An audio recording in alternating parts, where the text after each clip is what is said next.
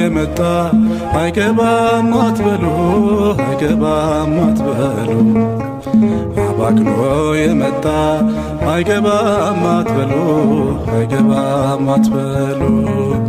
ፍቅር ስለሆነ እግዚአብሔር ለሁሉ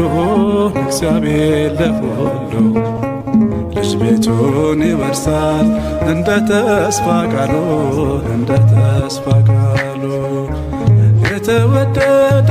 ቀን የተወደደ ዓመት ወደ አባቴ መቅደስ የተመለስኩበት አምባር ቀለበትን የተሸለምኩበት